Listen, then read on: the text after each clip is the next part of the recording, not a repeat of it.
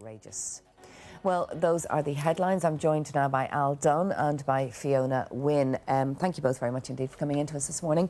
We might start with that story about that driver in Denmark. Al, I think you've been looking at it. I think people may remember it because it's the three children were related to Kevin Dunne, the chef, and that kind of brought it to our attention, as well as the fact that they were Irish children. The driver driving at 125 in an 80-kilometre zone, and he got a fine of €1,340 and a suspended sentence. He'll be back on the road once he passes his driving test again. It's unbelievable. I mean, Soren 11, Saoirse 9 and Connor 3.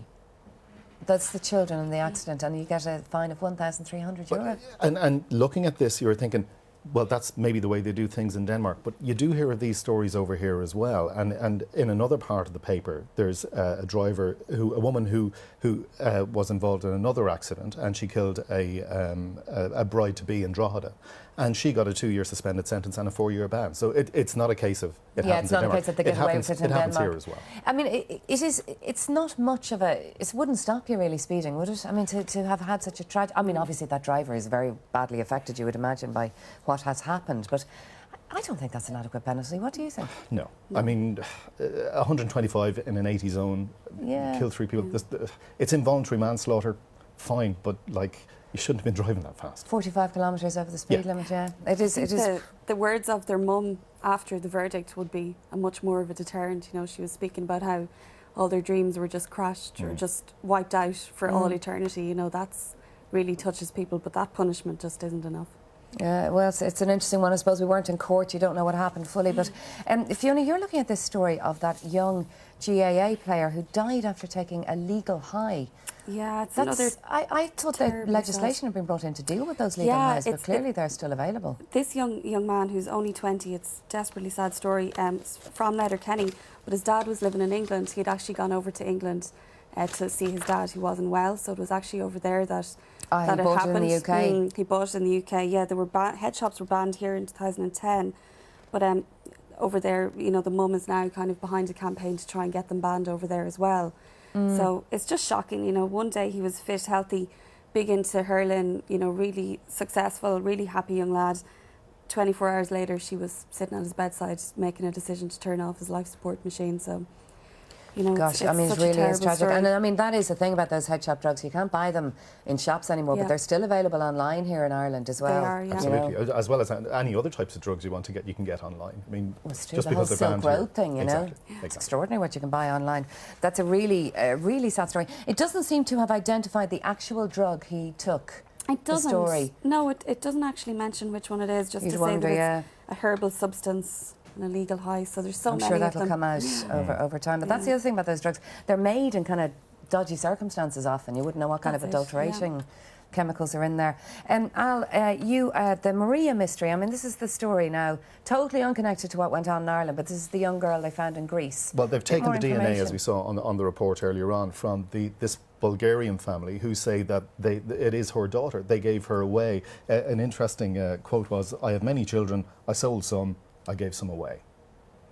And now she's looking for this little girl back, but they've taken... she is looking for her back, is she? She wants her back, but I mean... Even though she'd voluntarily given over custody. But, you know, anyway. There has to be questions about whether, you know, she's just going to be handed back to her. They're certainly going to have to look at that before they do it. And why does she want her back imagine. At this stage? I mean, is it just... there's publicity around it, and it's you know. Well, you don't know. I mean, I saw her son.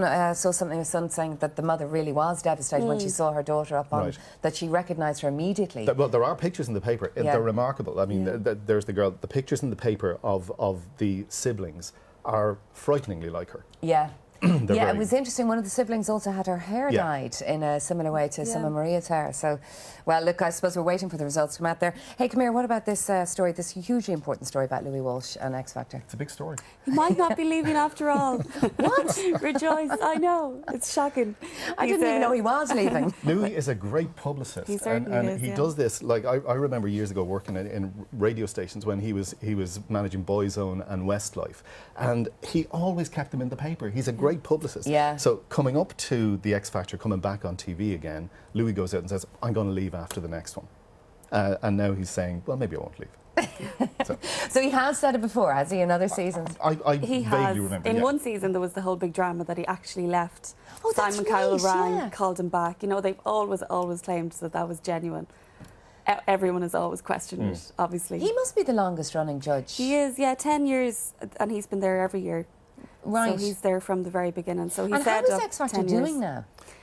It's not doing as well Not as doing- Strictly. I mean, No. Strictly's winning the battle Yeah, of the Saturday I'm night not shows. overly familiar with both. I try to miss both if I can. Yeah. But just reading the figures on them, Strictly is beating it hands down, I think. Really? By a So couple you'd million. wonder how much is left in X Factor because they can't. You would. hand They it over to questioned ITV, whether can it they? would come back Yeah, after the 10 format, years the at all. format So, is tired at this yeah. stage. Now, Enda Kenny, has he been bugged by the US? An investigation is underway.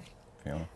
Yeah, I mean, I don't know. I just find an element of humour to all of this. The thought that, you know, they're bugging Enda Kenny's phone while he's chatting about Mayo losing the All Ireland or something like that. But, you know, it's interesting. He came out this morning and he said he always acts as if people are listening to all his phone calls. But isn't he dead right? I mean, Yeah, I absolutely. find it extraordinary that Angela Merkel didn't know she was Yeah. being bugged. They're Or at least called- there's a high possibility. They're of it. called the security services for a reason. That's what they do.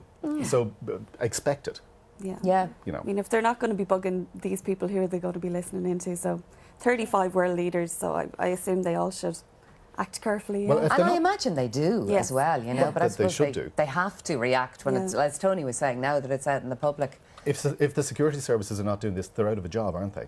Yeah. You know, and again, as you were saying off air earlier, if they want to hear anything from anybody, they can do that. Yeah, it's just It's a not choice, that really. difficult. You'd love to Exactly. see the transcripts, wouldn't you? You certainly I'd love would. to see the transcripts. You might find out what he's ordering from the Chinese. Yeah, maybe we'll get them one day. Listen, thank you both very much indeed for coming in to us Thank you. this morning. Well, now it's time for the sports news, and Jackie Hurley is here. Jackie. Thanks, Keelin.